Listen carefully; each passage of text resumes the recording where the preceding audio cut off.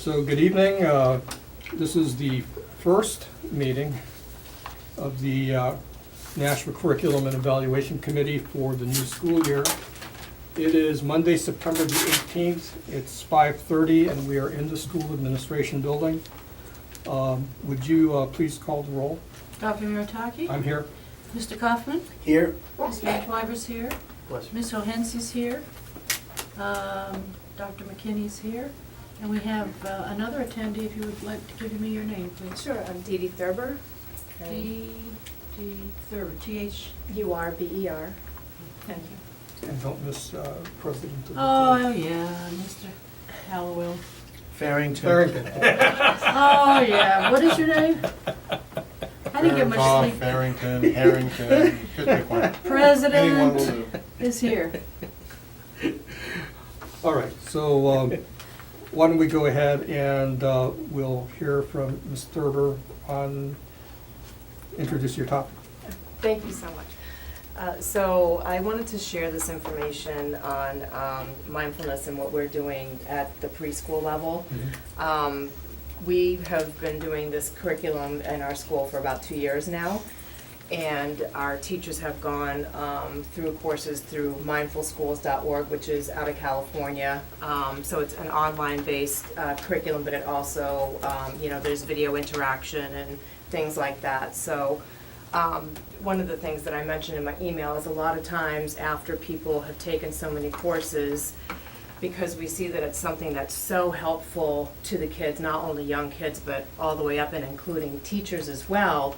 A lot of graduates from these courses actually go to their districts to see if there's the possibility of them sharing the information, whether it's with teachers in a classroom, anything like that. And so I felt, I've finished 4 of those Mindful Schools courses, and I felt it was my duty to do the same thing. Some of the things that we see with the kids, as far as, if they're upset, things like that, we're giving them skills to actually help with feelings and emotions, and to just be with what is, and a lot of it's really basically being in the present moment. And we found that it's been such a gift to the kids at our school. It's been a gift to our teachers to be able to share that. And so all the way around, it just has our atmosphere just be an atmosphere of, support. We're all working together, helping each other through life, really. And to see it happen we have 2-year-olds, 3-year-olds, 4-year-olds, and kindergarten. And to see some of these pieces happening with kids this young is a phenomenal experience. And I have been able to share it a little bit at the high school level. I actually went into one of the classes, the human relations class, and shared a bit of mindfulness there last year because my son was in the class, so I was able to get in. But it was interesting, even at the high school level, I was able to use some of the same exercises in, telling the kids, sharing with them what mindfulness is. And so we talked about how one of the things that I like to show is you take a jar of water, and I'm sorry I don't have it here tonight, a jar of water and glitter. Glitter would be all over the place. And basically stir that up. And so you see the glitter, all over, circling in the jar or the vase. And I go around and I have people add a feeling or an emotion to that. And so we did that again at the high school level. And so it's really just showing an example of this is what's happening in your mind all the time. You have all these feelings and all these emotions that are constantly swirling around. Well, when you stop stirring that, all of that glitter goes to the bottom. And so basically that's an example of what happens when you're still and when you're being still in your body. And so one thing I shared with them is that those feelings and emotions don't go away, but it allows you time and space to actually process what's happening because you have a clear space, and then you can kind of move on and choose what you do from there. Whether you're responding to somebody about something, whether you're having a challenge in your day, anything like that. And so basically we're sharing with these kids that just taking the time to be still and being mindful and being aware of what's around you can really, really help you in everyday life. And so we do things at the school like a mindful minute where the kids just sit and we either close our eyes and maybe we do it as like a little meditation with some breathing, or we take a plant that is at school, a flower, and we just sit and we just notice and look at that plant for a minute, and then we share what we noticed about it. And it's pretty amazing for these young kids to point out all these really fine details of this one particular, could be the plant and whatever else I might pull in. Sometimes I use like a betta fish that's from our classrooms. So really allowing them to be aware of what's around them and noticing more. And so bringing that on up through the different levels too, and allowing kids to know that they can make a choice in how they're feeling. So one of the things when I was in the high school classroom, a lot of the emotions that were going around is they were anxious. You know, they're seniors, they're, you know, SAT prep, graduating, choosing colleges, are they gonna get into college? And so one of the other things that I shared with them that takes not even a minute is just taking a deep breath and allowing them to actually just be in the present moment. So. Okay, so I think that should be enough. Are there questions from the committee? Yes. Ms. How long Blackburn. thank you. How long is the exercise? You say it's a mindful minute, but then you go around and talk. How long does it usually last? So it depends on who you're teaching and what you're teaching. Some of the examples that we've seen in the classroom is just teachers starting the class with the kids coming in, sitting down, taking a breath, and just being still for a minute, and then they just get on with their coursework. But that, and there's kids that have responded to that, saying that that helps them to kind of recenter and refocus. So when they're going from subject to subject, it helps them to actually be more present with what they're actually studying in that next class. So what's the longest period that you have spent with these children on a mindful minute? Well, I teach all the kids a lot of different things in that time, so I might spend 15 minutes with them. I'm trying to see how long we need to find out how long it's going to take away from the education process, the academic. So one of the pieces that tends to happen when you are teaching things like this is it actually adds to that time, and I'm not actually proposing that it takes away anything from the academic curriculum, but it helps kids to be more aware of what's happening for themselves all the way up, and behavior and different things like that tend to shift, so that there's more time allowed for instruction. Yes, Mr. Coffey. Yes, thanks. I was looking for the microphone for a second. I forgot where we were. I was in a meeting today, and during one of the conversations, one of our special ed people said that that's what they do. Sometimes when the kids are, once the room transfers are done, sometimes they may just do a couple of breaths and kind of give them a chance to recapture themselves, as it were, and then they move right into the assignment. So I think surprisingly, in some areas, that was a special education teacher. They do that currently, so that's one of the practices currently at use in the district. Are there any other questions from the committee?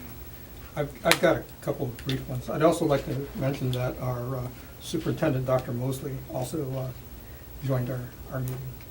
So welcome, Dr. Mosley. So two brief questions. The first is there a cost associated with this? No, and that's typically what people in my position do. It's because we're so passionate about how this helps both children and teachers and students. It's typically all volunteer. What I have seen in some cases is that the staff, the students, they respond so well that sometimes they actually create a position to have a mindfulness educator within their district. That's, steps ahead, but right now it's just sometimes one person like myself would volunteer, and maybe I find one teacher that would like to start to incorporate it, and I can do like a 6-week, 10-minute a day thing within their classroom. So there's a lot of different ways to implement it, and also, again, not taking up very much time. Okay, so my second question, I start with an observation first. We actually teach in Christian schools or in Buddhist schools this kind of meditation. But in public schools, we are supposed to maintain a secularity in the education. So is there any hint of sectarianism in Not- this education at all? No, Or in is it fact, they strictly actually secular? teach us and talk to us about that in the school courses and everything. Okay. So it really is focusing on what's happening, you know, how your brain is reacting, responding, how you're reacting, responding, emotions, Right. and things that you can do just for yourself to help work through pieces like that, which But- could be taking a breath. By the way, the religious schools, believe that this actually helps the student and makes the learning more efficient day by day. That's what So, we've seen. Right. So, okay, well, that's the end of my questions. And if you're done, Dr. McKinney, we can proceed with the, So we'll Right, take okay. So- what you have. Is your contact information in there as well? I can write it down on here. We have an email with it. okay. We do? Yeah. Okay. Oh, I'm sorry, Dr. Mosley, did you have any questions? Okay, thank you. So it's just director@chapelschool.org, but you would have an email that has that. So what I have for you, and then I will let you continue, is a mindfulness curriculum for adolescents, Okay. mindfulness curriculum kindergarten K through 5, and then some research that talks about the benefits, and a workshop that I have taught in the past. Thank you very much for your time and I passion. want to say thank you all for allowing me to step in. I appreciate it, and if you have any questions about anything, about implementation, anything, doing a workshop for teachers in service, please let me know. Thank you. Okay, thanks for What coming. school are you from? I'm the director of Chapel School Preschool. It's across from Broad Street Elementary School. Oh, okay, you're not our school district? But I've had 3 kids go through the district. That's okay. All right, thank you so much. I appreciate your time, everybody. Thank you.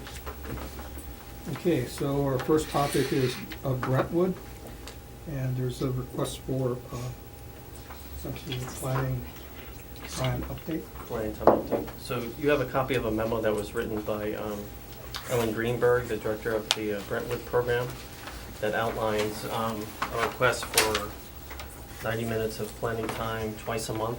I think this came to the full board in May and then was referred to back here for CNA for review.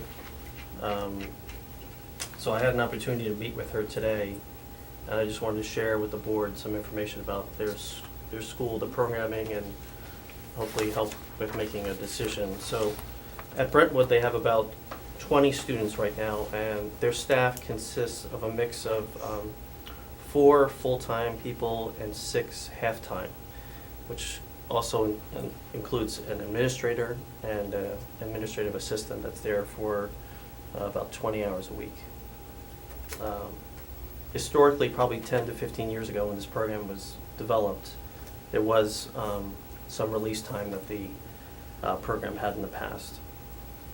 They're hoping to develop a school-wide project, which they had something last year that I'd like to speak to in a minute, and in the hopes to try to increase attendance, increase behavior and productivity. These 20 students are very challenging and involved. The teachers there don't have a duty-free lunch. They eat with the students there. They cover for one another because the students can't react well to new people coming and going. There are no faculty meetings right now. The times that they have are really, they're giving of their time on Friday mornings to come in early. There are teachers that basically prep for an hour and a half, and then once the school day starts, they're fully involved with the kids. And there's not that time, and when you have a group of part-time people that just come in the morning and a group of part-time people that come in the afternoon, trying to get them to overlap along with the full-time people, they're missing that opportunity to all sit, to be together and plan. Currently, they do not have any release time, is that correct? They have the release time the district has, Oh, they do, okay. That's but okay. they're asking for some additional time, given the different staffing and schedules that they have. I had one other thought, but I'll come back to it. They're giving up their time, basically. When talking with Ellen, they are coming in on a Friday morning 1 to 2 times a month. Even the part-time people come in the afternoon just to be there with everybody else so they can get on the same page. So their school-wide project that they had last year, so they're always looking for an incentive or a way to hook kids in to come to school, be present. Not only is attendance an issue, but they have some content knowledge they have to get up to speed. So last year, they had a project on, we were really interested in drones. So they reviewed and looked up the history of drones, made up PowerPoints, looked at the laws, graphic arts. They did some research, English, social studies connections, and they even presented eventually to one another, which for some of these students was a challenge. Once one student finally broke the ice, the others were willing to go ahead and do that. I'm happy to report that one of the 2 drones is still working. The other 2 is now being used for spare parts. But those are the kind of programs we're looking to get kids fully invested and be there every day. The program they're looking to do this year with additional time if it's approved, there's a pre-engineering class that's coming out of the Songus Center. And they want to do some project-based learning where it's really hands-on for the students and something that would motivate them to be there every day. And reading through the minutes of previous board meetings, I understand the time commitment was maybe too much for some of the board members, so given the circumstances and now that you have all the information, I'm asking that you consider a pilot of just one time a month from now until the end of the year and being able to report back on how the year goes, look at attendance, look at the project, look at the quality of the instruction. Okay, before we go to any committee member questions, I'd like a little bit more information. First of all, I do understand that there is some degree of curriculum and evaluation content in this discussion. But why specifically did it come to this committee as opposed to, say, HR? Are the teachers under the NTU contract, or are they not? So is this a contract-related question? I'm looking back to the minutes because I wasn't here in May.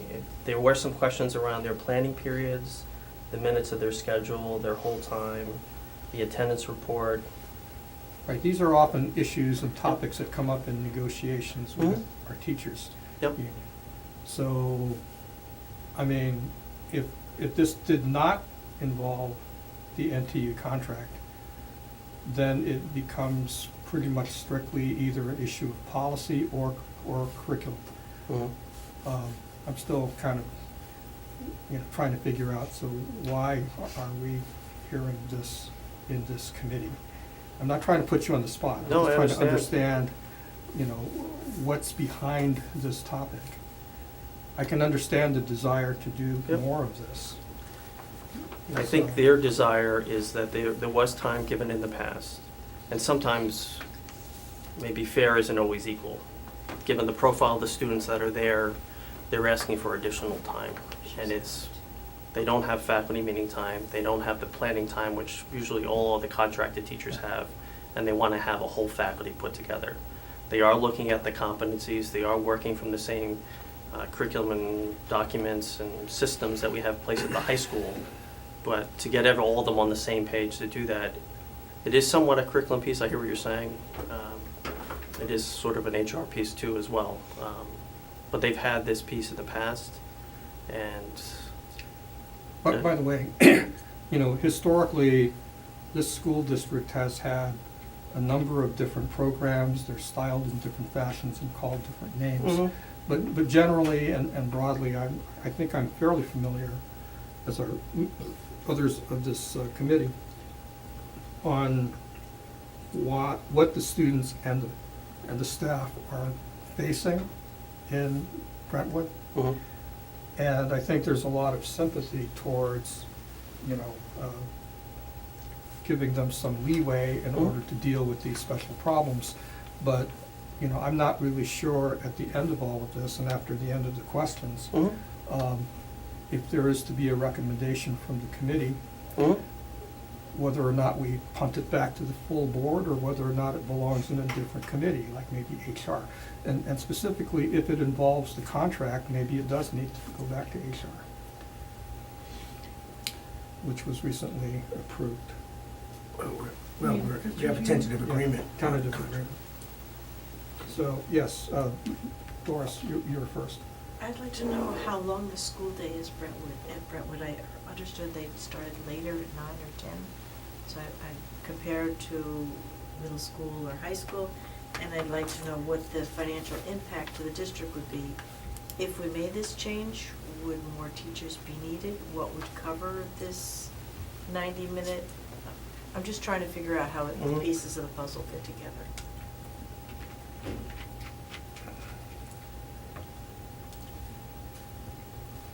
I can get back to you on the school hours. 'Cause there's But nothing in on- terms of budget impact, she states in her plan here that Mr. Rossi has stated that transportation would not be a problem. Right, but I'm saying if you're taking teachers out of this, who's watching the kids? Are they dismissed early? So it'd be an early release, those students would go home early. And does that count for their 180 days of school? There's no problem with the state? Not that I'm aware of, but I can look into it. And there's nothing on the website, because I looked up Brentwood School, I looked all over. Some places it said it's a private school.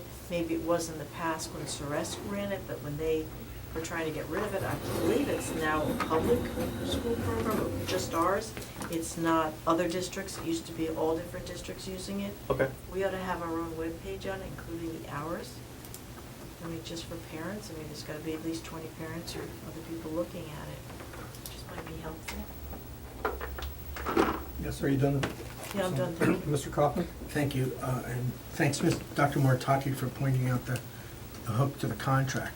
If I'm not mistaken, in some discussions in the not-too-distant past, within the last year or so, that's come up in union conversation in terms of more time, and I believe it fully impacts the collective bargaining agreement.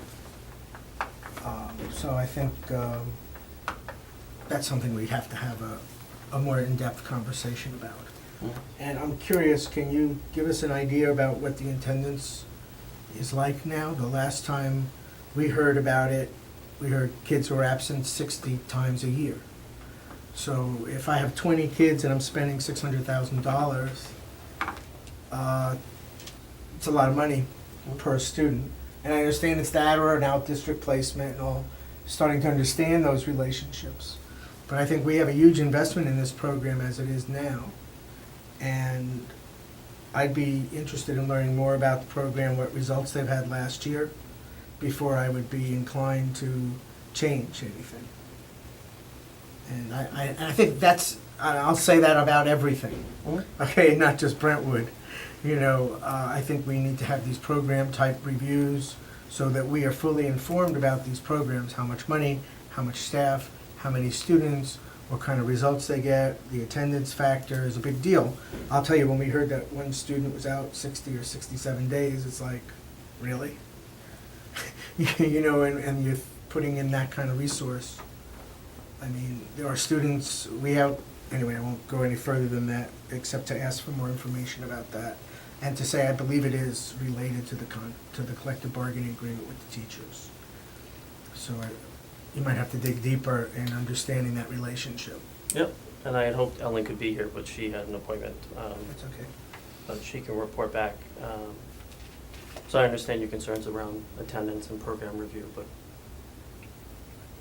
So, yes, Ms. Owens? Tag on to his question, if we were to be lenient and give them that extra time, would that ricochet onto the other teachers and ask for similar time?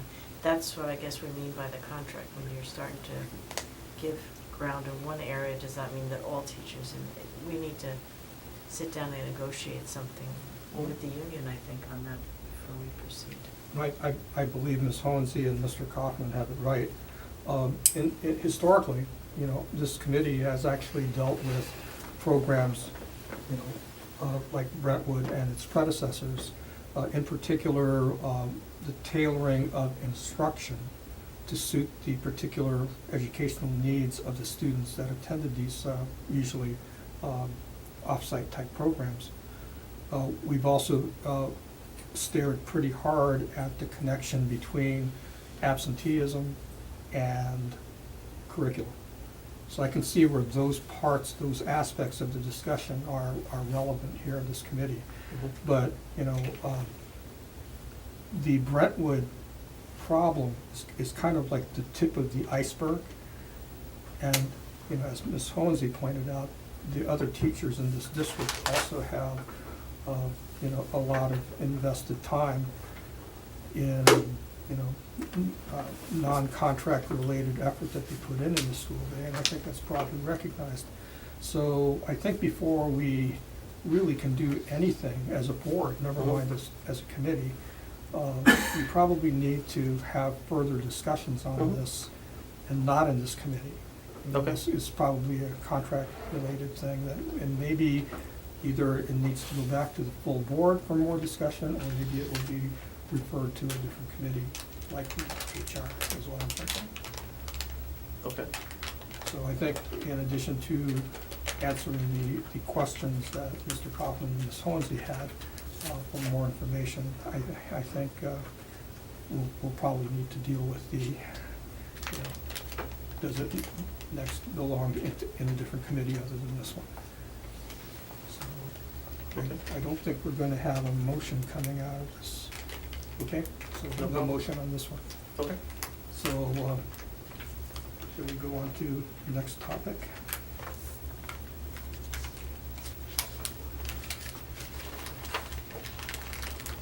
Career pathway. Excuse me, Dr. Moritaki? Yes. Mr. May I just Kaufman. ask Dr. Mosley if you wanted to weigh in? No, I think that the decision to bring it back to the HR is correct. I believe that they are part of the NTU, and if we were to move on this, that would be actually a violation of that contract for one specific group. If we were to make any adjustments or anything like that, we'd have to look like for a memorandum of understanding and so on or another. And given where we're at right now, I think that's going to take some time. So the recommendation to go back to HR is appropriate at this time. Thank you, Doctor. So the agreement is to refer it to HR. Is that correct? I think that's. I likely believe that's what, correct.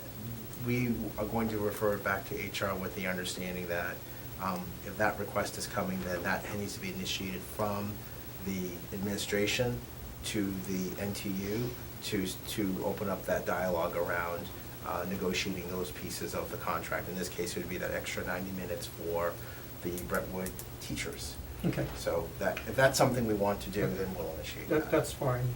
Should we formalize that then? Do I hear a motion or not? No, I think let Dr. Mosley evaluate it and decide if he wants to bring it forward. Okay, that's fine. So there will be no motion. All right, so the next topic would be the career pathways sequence update. So like this other one, this came forward in May, and I was at the full board and then moved to C&E here. So these are the career pathway documents that I believe were reviewed before, and the question that was posed of, are these filed, or are these going to be distributed to students, or how is it going to be communicated out to the constituents at the school, both the parents and the students? Am I correct with that understanding? Did these come in when Dr. Murataki was out and Yeah. Mr. Kaufman took charge? Something else was on the agenda, we just accepted them and put them on file and dealt with some other issues, I Because believe. whoever was doing that in the district was leaving, so Yes. they just wanted to make sure their work was known to be done and put in a safe place. So that's all we were asked to do at that time. So do you have a recommendation what should happen with that stuff? Well, reading through the minutes, there was also a question of putting it in the program of study, or posting it on the website, having it available to parents, posting it in the counseling office. Those are all things that we certainly can do with this information. So- Yes, Mr. Barrington. My recollection of it is it came to the board with a recommendation to accept and place on file. And the conversation at the board was, there was a concern by several of us that it would just get placed on file and never be heard from, be gathering dust on a shelf somewhere.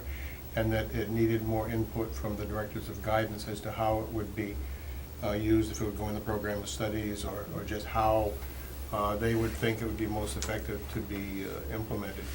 And that's where it was Yep. left. So I spoke to both of them, and they agree with what I shared with you, of making it available, making it public, putting it on the website, the counseling office, and on the website. It's kind of a lengthy document, so producing a whole other manual with this information, I don't know if that's necessary, but we can certainly make it available. Their only concern was not that this is a rigid, this is kind of a map, and that there are times where kids might take a little detour or go off and not be locked into a certain trajectory during the time, so. Okay, so I think I'll weigh in. Several months ago, we actually had a very good and detailed presentation by, by guidance on career pathways. We also had a representative from I believe it was the United States Department of Labor. Because in this particular career pathways, the State Department of Education does not so much weigh in, but the Department of Labor works with University of New Hampshire. So we actually had a representative from UNH working as, representing Department of Labor in the programs for career pathways. There are 16 career tracks that the United States Department of Labor tracks, which is completely consistent with what the New Hampshire Department of Education supports in this particular career pathways.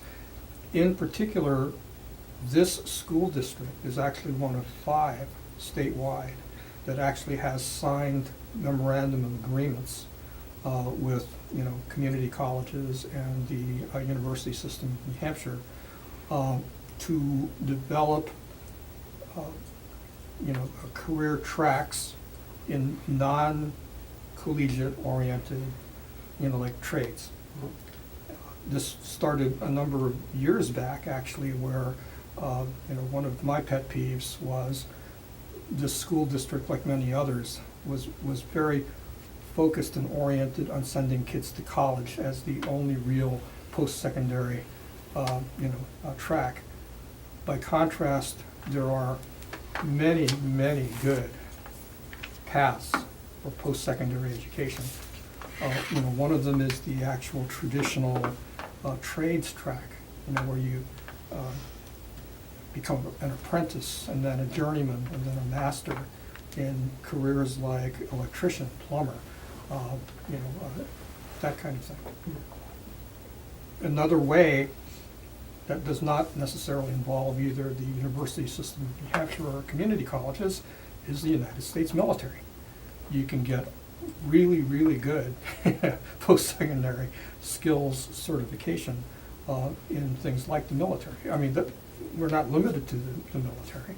And then, of course, there are a number of, CCNH and University System of New Hampshire programs that are not necessarily collegiate, oriented. They're not intended to turn you into, say, an electrical engineer, like I am, but are actually oriented towards working with those 16 career tracks. So, there's a lot that goes on at the Department of Labor, at UNH, and, those areas. So what I'd certainly like to see, and I hope the rest of the committee agrees, is that my fear is that this constitutes a really a tremendous amount of work that's been put together by members of this district and the guidance staff, and also at our state level and at UNH. We really need to make sure it just doesn't sit there.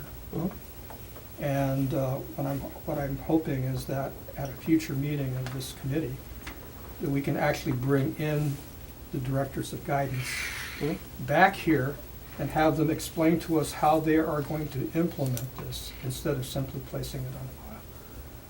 So while I think I'll be looking for a motion to approve doing all of those above, placing it on file and making it available on the website, I think I would definitely like to see, real directors of guidance and possibly CTE people coming here and explain to us how this district will operationalize all of this good stuff and turn it into real programs, and then make recommendations on how this can be applied to our program of instruction. Are there new courses that need to come out of this? And I believe that was actually part of the discussion several months ago, is that this should lead towards changes in our POI.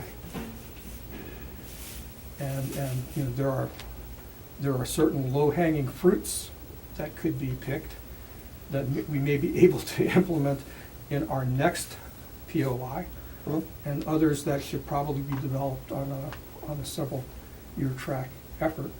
And, you know, to return to Dr. Mosley, this actually should become part of a strategic plan for the district. Because it's not just something that we need to do piecemeal. I think it needs to come together as part of this is a strategic objective of this SAU, is to implement, a more cogent career track program. Yes? So may I question what POI is? A for program of instruction. program of Yeah, instruction. POI. It's the formal plan of coursework year by year. It's Never usually, heard it referred to as. it's an usually, acronym, that's okay. I'm sorry, it's usually applied to our high school program. George has a question down Oh, here. I'm sorry, all the way down there, yep, yes, Mr. Somebody on the committee or me? It was Mr. Coffey. Okay, I'll just let Mr. Farrington go. Well, I just wanted to say that I'm pretty much in total agreement with Dr. Murataki. That was my hope, that we would learn more about how this work was going to be actually utilized in the guidance community to actually assist students and help get them on a pathway, understanding they may take a detour. But that's where one of the things that we need to strengthen in our guidance program, I think, is more direction for these students and help them find the right courses and all. So I agree with Dr. Murataki, that should be a follow-through, not just put on the shelf. Yes, and Mr. Kaufman, you had a... Right, and to follow on to both my colleagues, would it be helpful to us for guidance to come back with a proposal that we can review? Or are you thinking we should have the discussion that will give some guidance to guidance, and then they'll develop a program and come back? So I mean, they're the closest to it. I'm sure they already have some recommendations. And that, I would argue, could be the low-hanging fruit that you're already talking about. And I would just hate to wait, you know what I'm saying? Because then it's 2 more months, everything is, No, I understand that. So coming out of this meeting, there should be a motion to essentially instruct the district to go ahead and make sure that those are made available to our students and our staff and to guidance. But I believe that the motion should also instruct the district to come back with, further discussion by the directors of guidance and by CTE to identify, and when I say short term, I'm talking about maybe a 1 to 2 year plan of how they're going to operationalize, the deployment of courses and programs that will essentially move our school district forward with up to 16 career pathways. Incidentally, we actually did say the district has 16 career pathways that align 100% with those of the United States Department of Labor. That's pretty ambitious to have 16 pathways. I mean, if we only had 4 or 5, I think I'd be as happy as a clam. As long as we did something real with that, instead of just saying, yeah, we've got 16. So, we have our work cut out for us, I think. So, do I have a motion? Oh, yeah, I'll move to instruct the district to take the career pathways and put them on the program of studies, send them to the guidance committee, and put on the website. And was that what you were hoping for? Yes. Anything else? Was there? And to ask the directors of guidance and CTE to come back and explain to the committee. CTE and guidance to come back. So I make that motion. Ms. Van Twyver, I think you said guidance committee, and I don't think we have a guidance committee, do we? The directors of guidance. You want the directors of guidance to come back? And the CTE directors, Yeah, correct? CTE director. No, but I heard her, if I was listening correctly, All right. we had an extra word in there, and Could you know how we are, yeah. back what I'll you try got? to read it backwards. Right. I move to instruct the district to put the career pathway sequence in the program of studies send it to the guidance department and to put them on the website, and to request that the CTE and guidance director come back at a future meeting with a plan. Yes, So moved. Second. okay. All those in favor? Aye. Aye. Okay. You have a motion. I have an extraneous question, we're close to CTE. Is the machine shop operational again? Did we do something with algebra to get that up and going, or is it still? I'd have to check into that for you. Thank you. My understanding is that nothing has changed significantly, so it is something we're looking into. Okay, I believe that, I can email you that question. I'll get some clarification for you. that's excellent. Okay, so, do you have any comments you'd like to make before we ask for adjournment? Are you asking that to the board in general, or Actually, to to the group here? members of our administration, actually, yeah. Well, just in reference to the pathways, we have a framework to work with. Next step is Yes, we do. moving forward. So we do have some new people coming on board, so in due time, we can come back and report out on the next steps, so. Right. And my concern again was that the career pathways that was briefed, and in fact is actually captured in that, is so broad. Yep. My concern about something that's so broad, including strategic plans, by the way, is that operationalizing broad becomes less likely to become reality. So even if the plan is to say, we're gonna do 16 eventually, but here are the 4 or 5 we're gonna focus on this year and next year. Yep. And then we'll figure it out a year from now, and again, 2 years from now, whether or not we're gonna be expanding out from those. So, I'm all set. Do you have any comments? yes, Mr. Coffey? Yeah, come back in the future, but it should be a short-term future. Hmm? And before we adjourn, may I make a comment? Yes. Thank you. So I would like to ask the committee, in the next preparation of the agenda, to perhaps include, I submitted some things to the board, asked for referral to this committee, asked that they be brought forward in 2 things in particular. One had to do with us looking at the public domain for textbooks, Mhm. and secondly, to consider possibly a no cell phone use policy at the district. I think it's time we have that discussion. I know it's gonna be a difficult discussion. Yeah, let me ask you this. I know I was kind of wondering about this when the cell phone discussion was referred to the curriculum committee. Should that not be policy? Well, the idea is, I think we have to decide, excuse me, that was me. Sorry. I think we have to decide if cell phones are gonna become part of the district as an academic tool, Yes, okay, or they're not. I see. And I've asked the question All for right, months. So we're One talking second. about technology as Yeah, an instructional tool yeah, question, that's part of it. okay? But the policy, the draft that I put forward, really, you may just change everything that's in there, and that's fine. Okay. But I want to get the discussion going, because we make commitments, we make investments in curriculum commitments without understanding the implication on technology Right. infrastructure.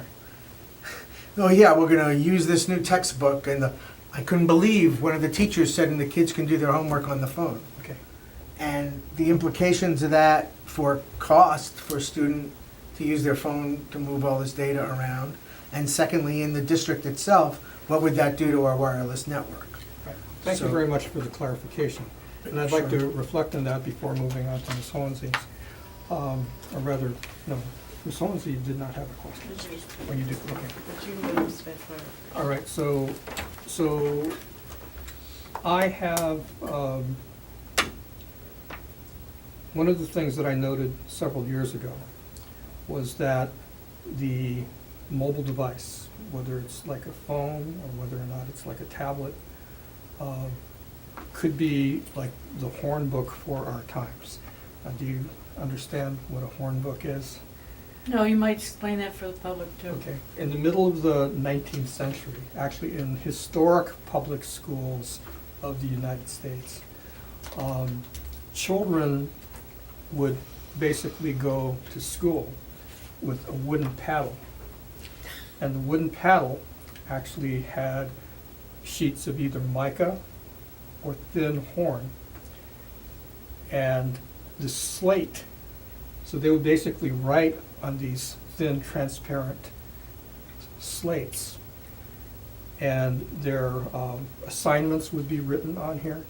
And typically the slate itself would have things like, depending on the grade level, your ABCs, your 1, 2, 3s, and they would actually write on these transparent films. And that was the Hornbook.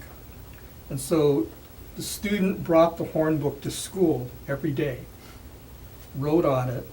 The assignments would be on the Hornbook. And as they would file out of the single-room classroom, the teacher would examine the Hornbooks of the students as they filed out.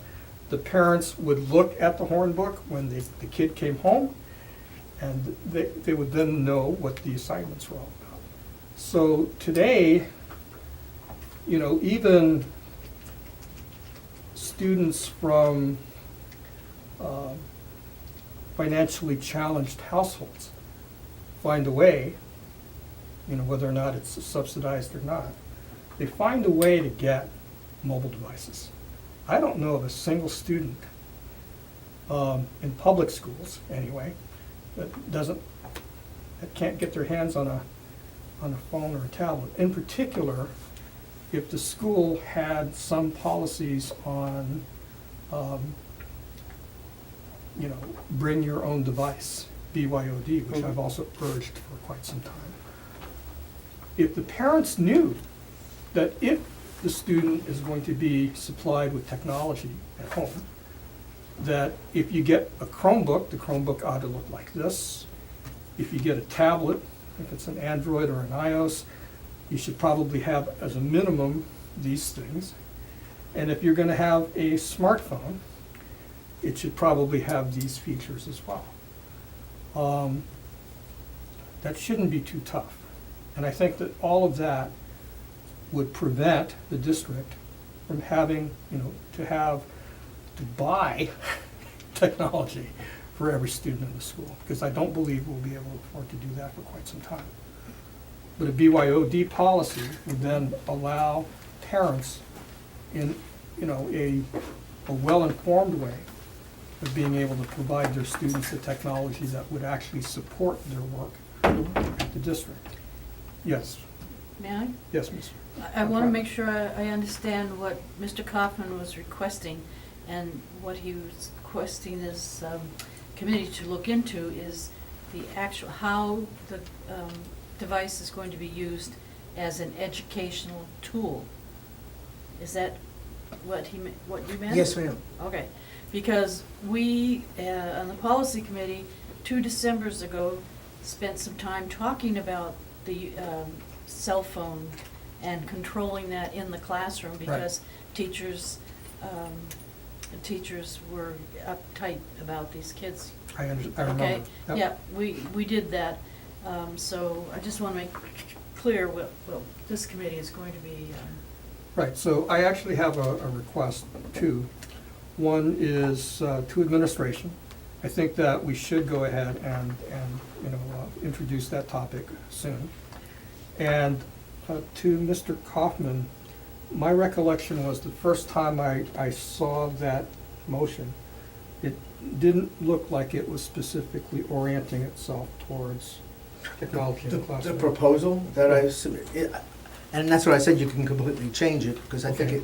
it's, I think if, I wrote it a couple of weeks ago. Yeah, So, and I believe that it deals more with this, more to the issue that Ms. Van Twyver just spoke about. Right, where- which is why I was confused. But in this committee, it's certainly appropriate. Would you care to maybe try your own refinement of that motion, and then make, Well, send it to the committee? okay, I don't think I made it as a motion, I just No, it introduced it as a topic for discussion. So I would just ask that this committee, the curriculum committee, bring forward and have a discussion about personal devices and their use in the classroom. In other words, student-owned, be Okay. they phones, tablets, whatever, even a laptop, right? And their use in the classroom. Okay, Ms. Bentweiler? Yeah, Mr. McKinney, there was a committee a while back about the 21st century classroom and what it requires. It included, overhead projectors and all that stuff. And Jen, Check Grantham? Grantham, yeah, I think she wants to resurrect that committee, I don't know. But that, I think, would also introduce this, how we're gonna use these as a tool, as an education tool. So she may be a good resource. I was a board representative of that committee. No, you weren't. I was. I get no credit, Mr. In any case, they were headed in a good direction, but they never finished. And it was a number of years ago, so that technology recommendation is now obsolete. How long ago would you guess? 2. 2 years ago? And is this in addition to a technology plan, or is this a part of that? Or A is it plan? just a standing committee? I think the recommendation was what kind of equipment you would have Okay. to support the 21st century. But I know that she's also interested in teaching how to use it as a tool. Sure. All that stuff is a tool, and as an education tool. Yeah. So she may be a good resource Yep. to talk to. I could check. By the way, just to date this project, the Android Kindle Fire first gen and the Android Nook were brand new at the time that this committee began its work. Just to date it, all right? Okay, So it's been a few years. that helps. Yes, Mr. Coffey. Hi, thank you. So, Dr. Mutaki, I know over the past few months before the summer, we spent, in particular, one meeting, I don't remember if March, April, whenever, where we actually collaborated. We did collaborate, folks, believe it or not.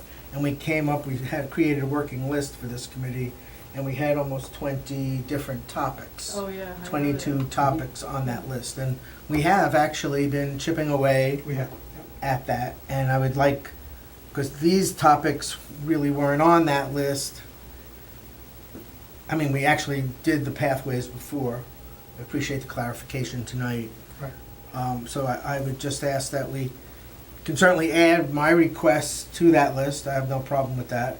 But can we please pick off the list that we've I think that already would be prepared? useful to actually, Take another look at it, maybe? Yeah, recall that list.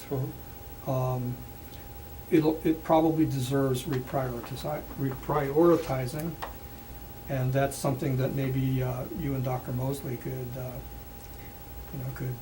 share a few minutes and maybe a cup of coffee looking at. I don't think we ever prioritized it. I was just gonna No. say. No, You we didn't. never did. We didn't, Yeah. And at one point, we said we might need to go twice a month just to get through that Right. list of 20. but that was also, several months ago, and we have a new superintendent now. Well, so- and then we stopped meeting over the summer too, Right. so we're definitely not ahead of the game yet. Right, and some of the topics are probably OBE at this point. So just Meaning OBE. overcome by events, sorry about that. overcome by I'm gonna be Mr. Ryder. By what? now with you. Events. events. Overcome by events, OBE. Oh, boy. Okay, David, it's hard enough. Okay, he's inventing them. He's making them up as he goes. We used to use these in the military all the time. Yeah. Okay. And so my other concern is I think we're nearly done given our agenda and our discussion. So to me, I prefer to have a full agenda for the committees because we're leaving time on the table, as it were. Where 2 months ago we had urgencies to run meetings twice a month. And now our first meeting in the beginning of the year is going to be half the time allocated.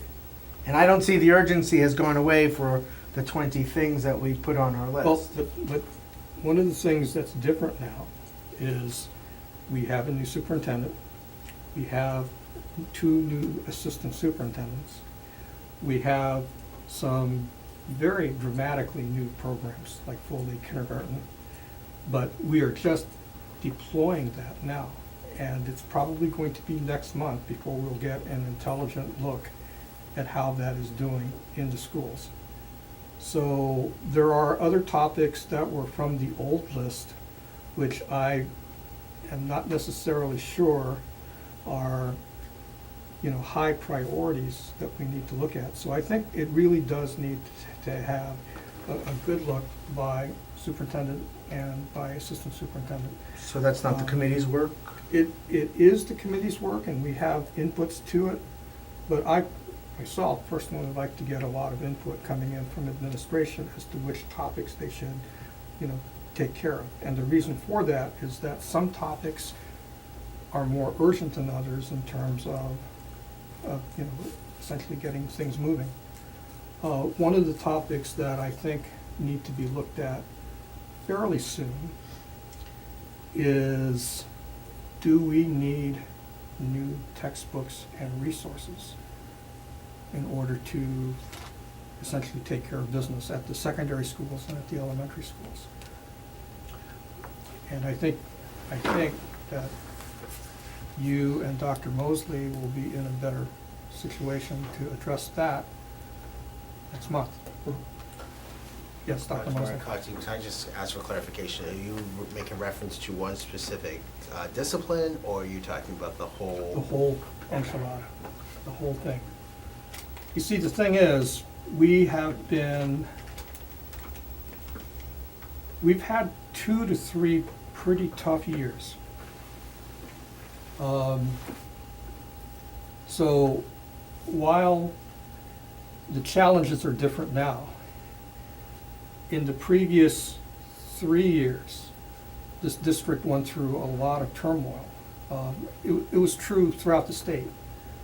We were busy implementing new curriculum designs to the new Common Core standards for math and English language arts, aligning our curriculums to the new standards.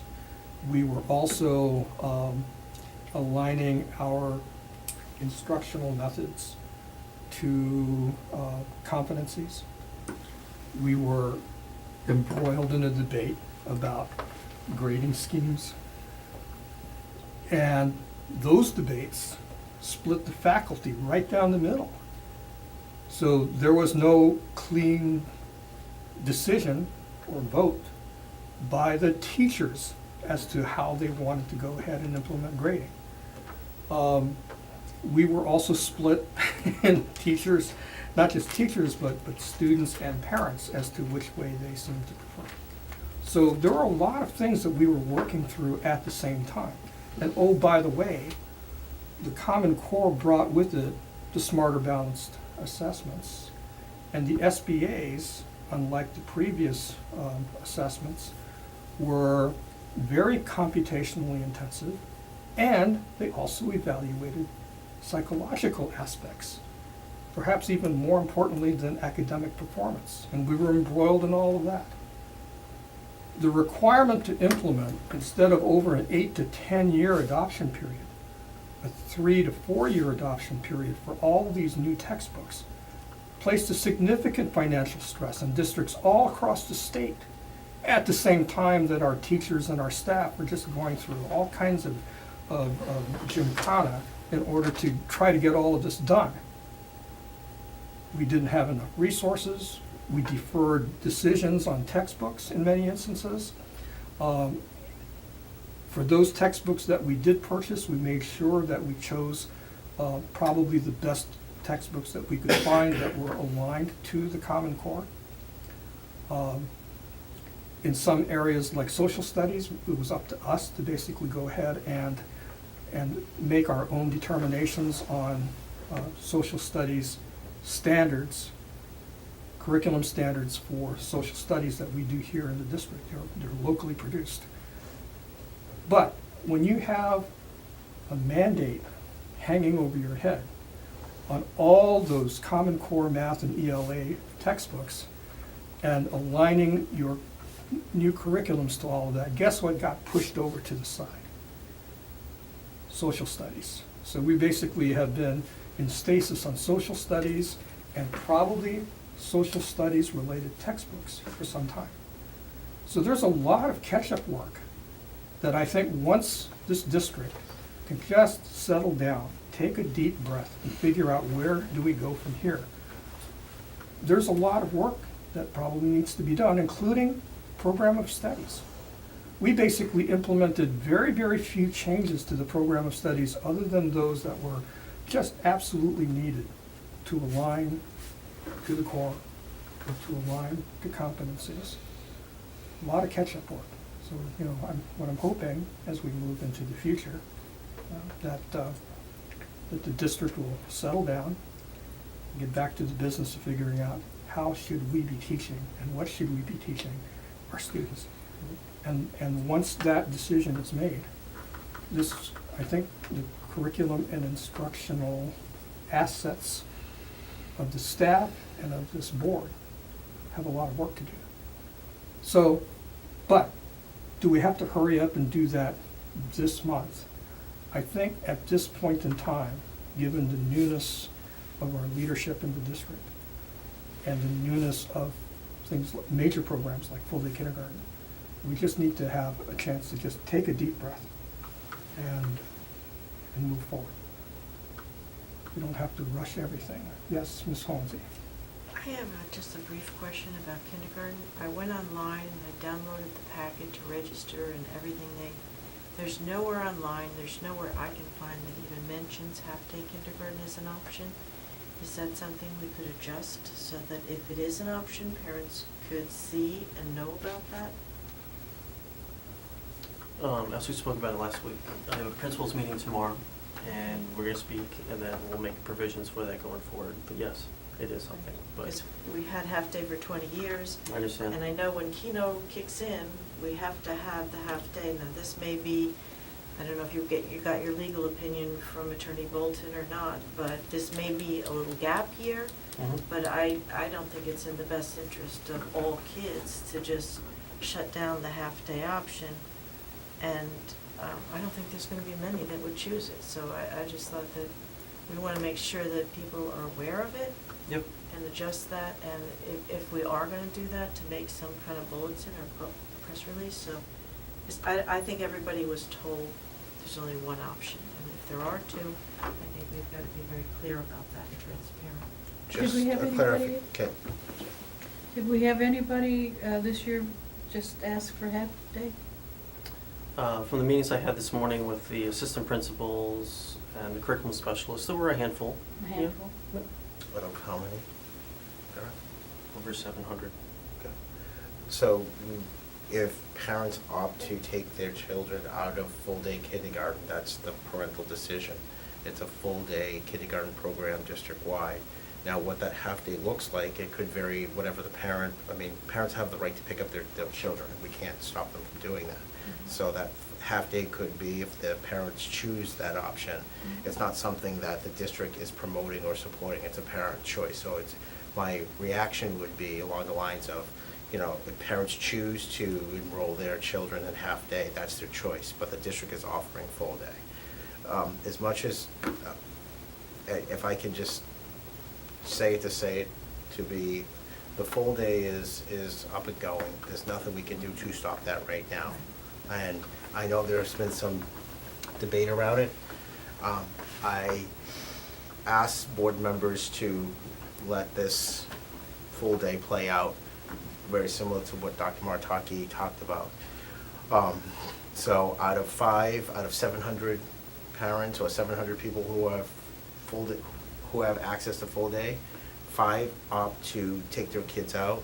There's nothing that we can really do, but the district will keep with the vision or maintain the full day kindergarten. Thank you. I understand that the previous administration just set up for the one full-day kindergarten, and that was their total focus. So I understand that we can't derail that and set up a second thing, and it's late in the game. But I know. Thank you, I appreciate that. And because they wouldn't let us talk from January to now, so there was never an opportunity to discuss it, so I understand, we're on this one track, narrow track. But I know that there have been many parents, the handful of, last time you said no parents asked you, but you got an update. But most of those handful, and I don't know if it's one handful or two, they were told that that wasn't an option. They weren't, they may have requested it, but they weren't said, yes, let me help you work it out. They were told, no, that's not an option. That's a very big difference in communication, and I just wish that, while you could say that, we're set up for the one full day, but to make some type of announcement that if it is a hardship on parents or families, that we will work with you to make it work for your family for a half day. That's all, because the one parent I indirectly spoke with, that's what she wanted. She wanted a half-day program for her youngest of 3 children, so she could spend more time with them during the week, and because she worked on weekends. And that's a legitimate thing. Yep, I understand. So, and she won't know to come back. Yep. And others won't know to come back unless we're forthright and transparent and say, this is something we might have overlooked, let's just be clear about this, this is what we've got in motion, it's not ideal perhaps, but we'll work with you. But unless they know that we're willing to work with them, they're not gonna come back and even ask the question. So, Yep, and that's the, I'm sorry. Yep, Mr. Farrington, before you ask your question, I did want to make one observation. In testimony at the State House Education Committee, one of the possibilities that was discussed was that full-day kindergarten programs, especially in larger districts like ours, we have buildings that range from 1 class to 5. Mm-hmm.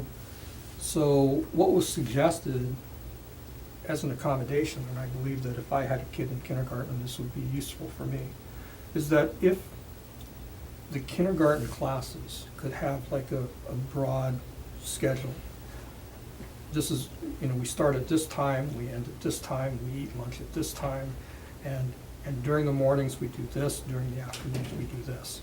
I think that if that kind of information, once the kindergarten teachers figure it out, class by class, if we could actually post that on the website somewhere, that would actually allow a parent to go on the website, make an intelligent decision as to when he or she was going to drop their child off at kindergarten in order to take advantage of, it's kind of like, one from column A and one from column B sort of approach. But that was felt by members of the committee that would be useful. And even whether or not they supported or opposed full-day kindergarten, I think that was considered a useful accommodation, given that kindergarten in New Hampshire remains optional, that a parent can choose no kindergarten, half-day or full-day without penalty.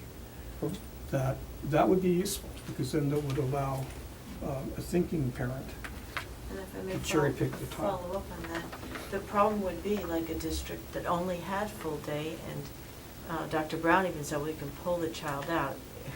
Unless the district works with you, it just seems awkward for a parent to say, well, I'm doing this and I'm pulling my kid out. It feels a little bit hostile. So you want something that works out, because the way she was gonna set it up, which I thought was wrong, was everybody be full day. So as when the state is starting to reimburse districts for full day, we would charge for full day for all of our kids, even though some of them be half day.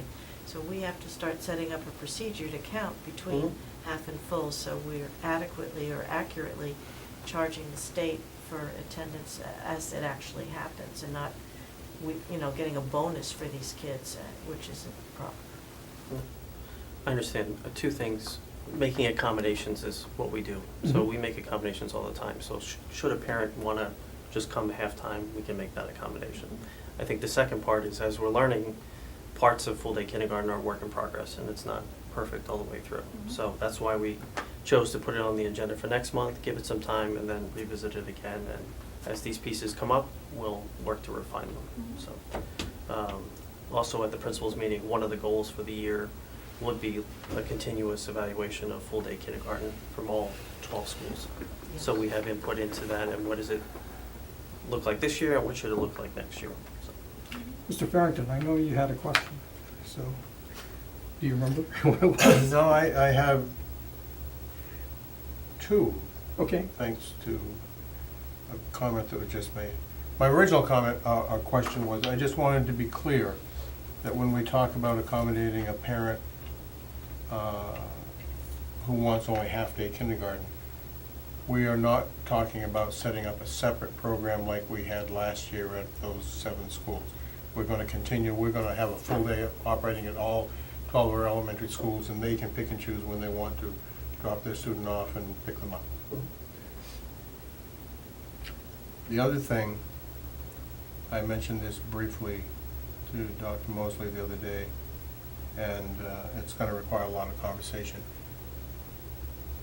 How are we going to be able to assess the value or the success of this full-day program in these other schools?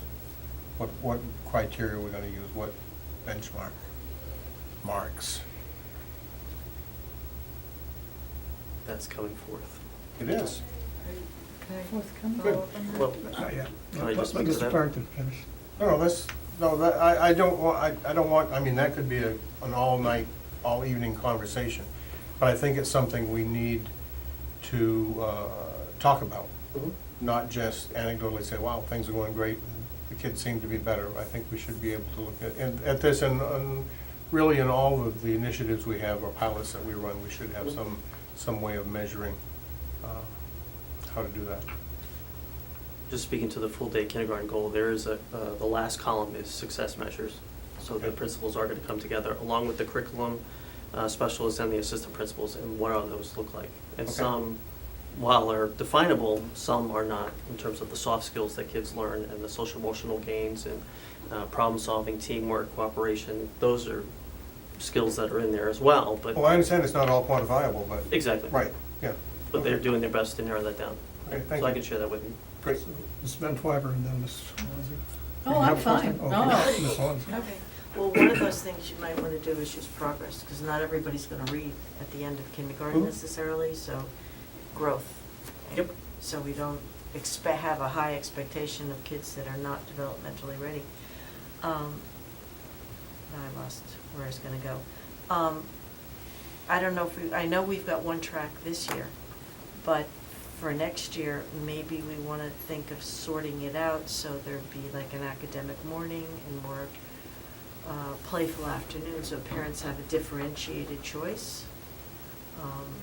Because if you have academics in both, and maybe you wanna spread them out, reading in the morning, math in the afternoon or something. So parents could actually make a decision and look at it, instead of just, I don't want a kid to come in, and if they were going back and forth daily, switching math and English in the morning, they would get lost and behind and feel very diminished. Like, if they did something in the afternoon and then brought it in the morning, and this kid is just a morning child, they'll never catch up, and they'll never, you'll prevent that type of dislocation of the kid's head, that, I didn't learn something and now I have an expectation. But last year, we voted to get rid of iReady for kindergarten, and then it popped up in the Title I schools through a grant. So I guess my question is, are we doing Title I iReady, or is it out of all the kindergarten this year? I can double check. I don't believe it's in kindergarten. I believe it's in the other grade levels for instructional modules, which is Right. reteaching and teaching.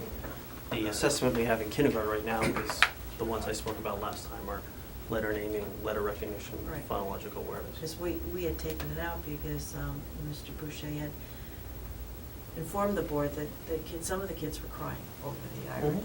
So we just thought it was developmentally not appropriate and to save the money. Mhm. I just wanted to update you on what we knew about that, so. Thank you. Dr. Mosley, did you have a comment? I was gonna, I know I wrote the board, I think there's been some discussion around iReady, and my reaction is, in addition to iReady, we could look at other assessments for kids.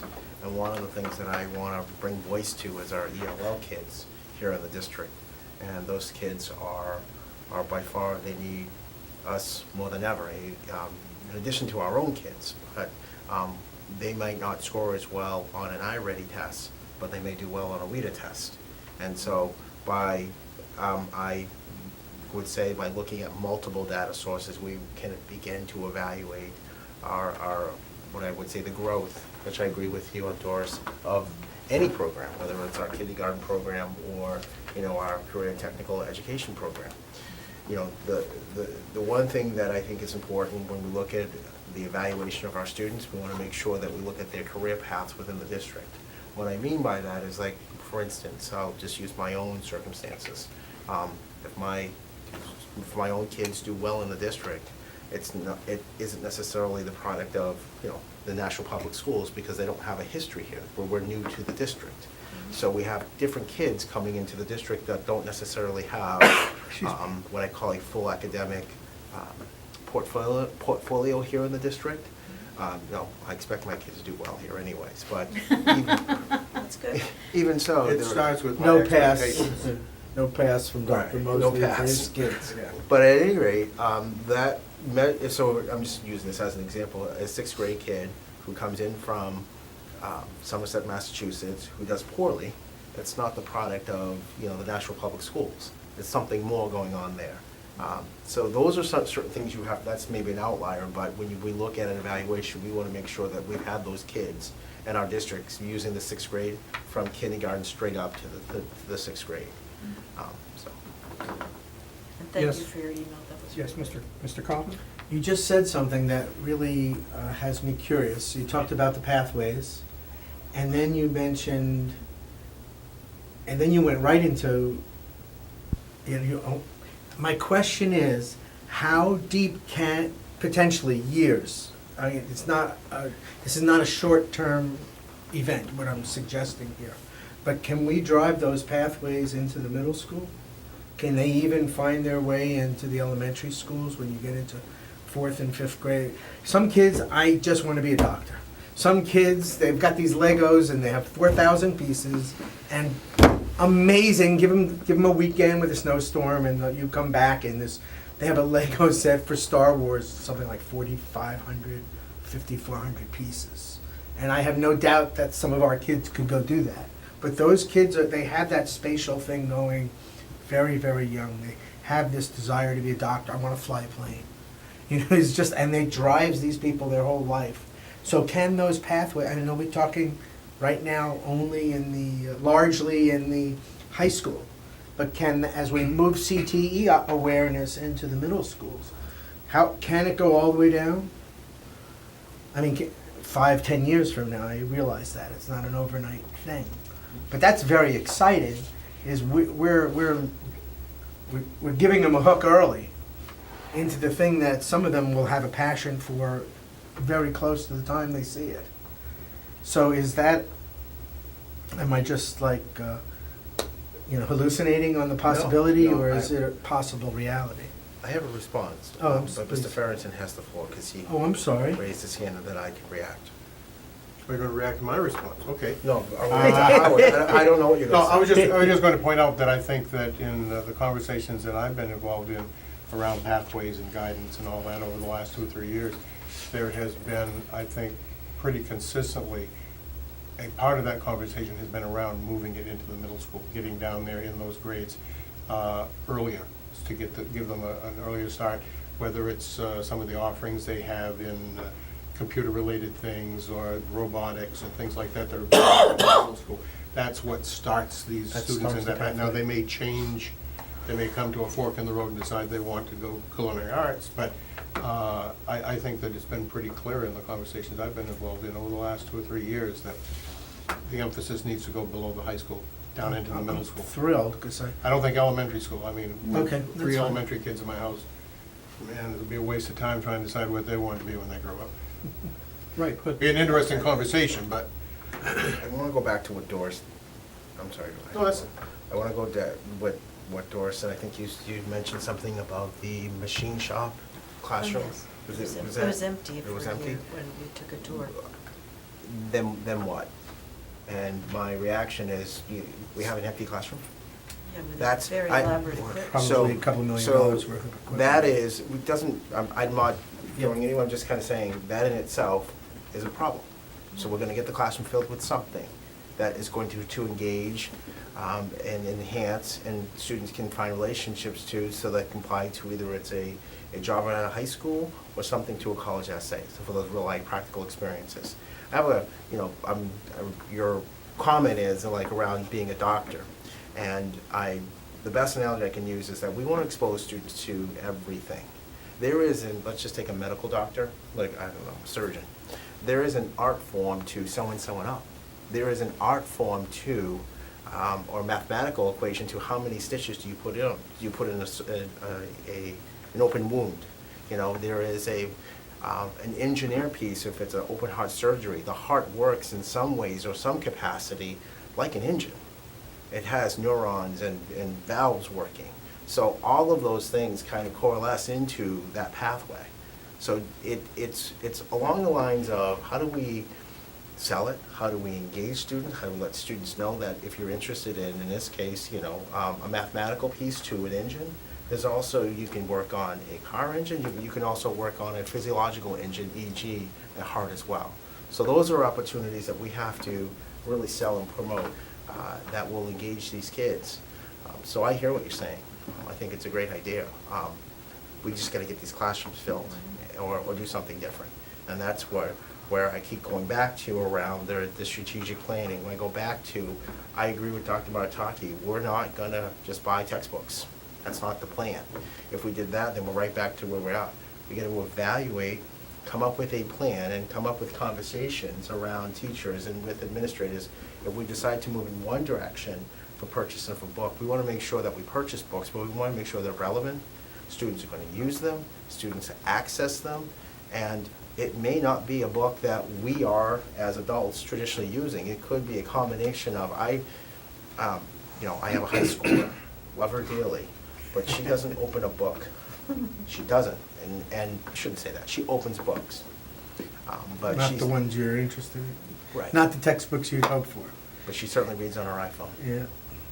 So how do we necessarily not say, this is what you get, students, but how do we meet them halfway so that they engage? And this is a further discussion, but I believe that I think we're moving in an age where students are much more engaged. I'm more engaged in this way, but this next generation of kids are engaged with their cell phones. And how do we use that or leverage that level of engagement to the instructional piece and engagement? So, This really does fall into the proposal that I'm trying to bring forward, which has us looking at all the open source material, because they are online or in a phone or in an app or in a consumable medium for our young people. How's that? Could include a tablet there maybe too then. Mhm. But that material is there. It's intended to be consumed in an online manner. Device not specific. But there is, to your comment, Mr. Kaufman, and to Dr. Mosley's observation, if you think about, say, a textbook today in digital form, if you buy a good science or geography textbook, it's filled with maps.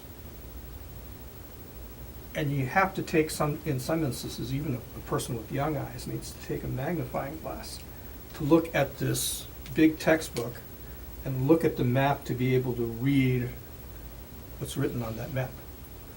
It was true even recently that when I looked at a digital form of a map on an advanced device like an iPad with a retinal display, and I zoomed in on the digital version of that textbook map, it was still too heavily pixelated. It was not my device that was the limitation. It was the digital representation of that photo or that map on the digital textbook that failed. And we're not talking about fly-by-night book companies. We're talking about, I'm not going to say who they are, but 3 of our top textbook makers of geography and science textbooks were, in my consideration, epic fails when it came to the ability to capture digitally a high resolution or map or photograph to meet my requirements.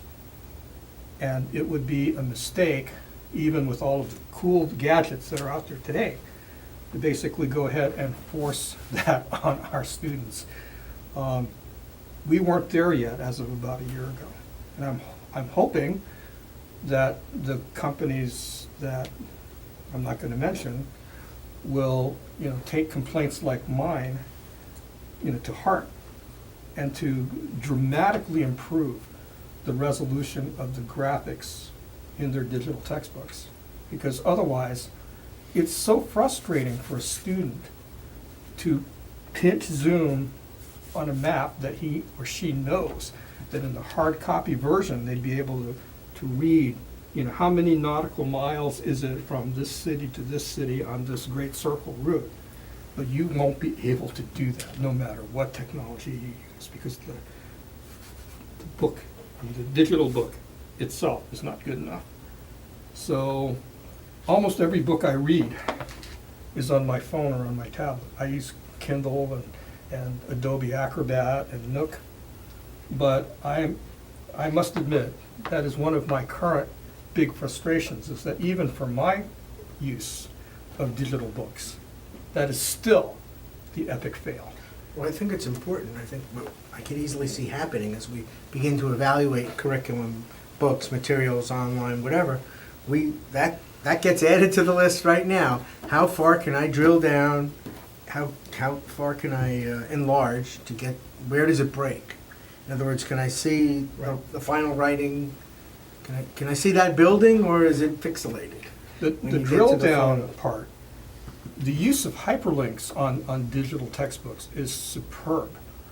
If you see something that you like, you can basically either, point to a hyperlink, or you can expand and say, define, or whatever it is. That is exquisite. And that is not available on, hard copy books. But again, the major frustration is I can't go like this and be able to see that. I can even go and copy it and digitally enhance it on Photoshop, and I still can't read it after I go ahead and do all of the enhancements. Because it's not there. The information content is not good enough in the photo or the map. So, yes, Ms. Holmesy. Just 2 quick points. There was talk on and off about skinny classes, like say you have a full block and it's twice as big as the classes used to be. So if you took a half block, there was some talk, I guess when Mark Conrad was the superintendent, that we would have skinny blocks for like languages, Spanish, so you could have a continually, it stays fresh in your mind. Because if you have 2 or 3 semesters off and you get back into Spanish 2, you're way behind somebody who just had it last semester.